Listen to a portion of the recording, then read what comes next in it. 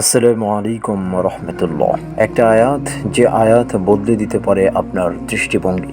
একজন মানুষ সকালে ঘুম থেকে উঠে জানালার বাইরে তাকিয়ে দেখে তার স্ত্রী মারা গেছে, চাকরি চলে গেছে, ব্যাংক অ্যাকাউন্টে টাকা নেই। সে বসে বসে কাঁদে, তার চারপাশে নেমে আসে অন্ধকার।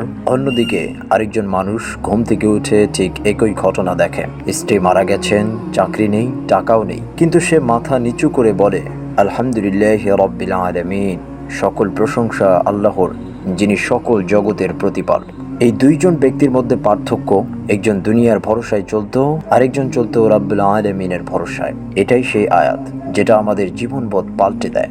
একজন সাহাবী ছিলেন যিনি জন্ম থেকে অন্ধ ছিলেন। কেউ তাকে জিজ্ঞেস করলো, তুমি কি কষ্ট পাও না চোখে দেখতে না পাওয়ার বেদনা? তিনি হেসে বললেন, আলহামদুলিল্লাহ, আমার রব আমাকে এমন কষ্ট দিয়েছেন যাতে আমি তাকে বেশি বেশি স্মরণ করি।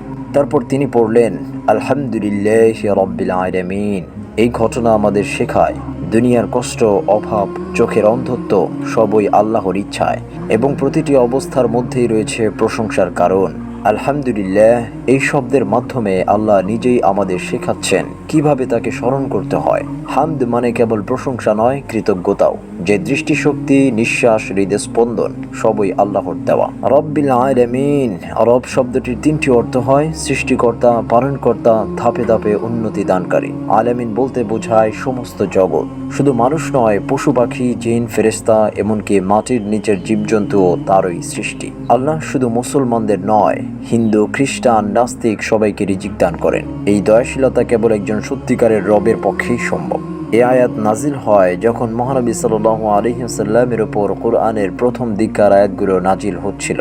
তখনকার সমাজ ছিল বহু দেবতার পূজায় ভরা। মানুষ বিভ্রান্ত ছিল, কার কাছে দোয়া করব, কার কাছে সাহায্য চাইব। তখন আল্লাহ প্রথমে পরিচয় করিয়ে দেন নিজেকে, সকল প্রশংসা কেবল আল্লাহর, আর তিনি রাব্বুল আলামিন, সবকিছুর পালনকর্তা। এটা শুধু বিশ্বাসের সংশোধন নয়, এটা ছিল সমাজের তাওহীদের পুনঃপ্রতিষ্ঠা। বন্ধুরা, এই একটি আয়াত আলহামদুলিল্লাহ রাব্বিল আলামিন আমাদের শিখিয়ে দেয় কিভাবে জীবনের সংকট কালেও প্রশান্তি পাওয়া যায়। কষ্ট থাকুক, অভাব থাকুক, দুনিয়ার সব দরজা বন্ধ হয়ে যাক, যদি আমরা বিশ্বাস করি আমার রব সব কিছুর নিয়ন্ত্রক, তাহলে কোনো ভয় নেই। আসুন আজ থেকে প্রতিদিন সকালে ঘুম থেকে উঠে বলি আলহামদুলিল্লাহ রাব্বিল আলামিন, হৃদয়ের গভীর থেকে। যাবতীয় প্রশংসা ওই মহান রব্বুল আলামিনের ওপর। যদি এই আয়াত আপনাকে স্পর্শ করে তাহলে ভিডিওটি শেয়ার করুন, কমেন্টে লিখুন, আমি রব্বুল আলামিনের উপর ভরসা রাখি। আল্লাহ আমাদের সবাইকে কোরআনের আলোয় জীবন করার তৌফিক দান করুক, আমিন। ভিডিওটি ভালো লাগলে সাবস্ক্রাইব করে সাথে থাকুন পরবর্তী ভিডিও পাওয়ার জন্য। ধন্যবাদ।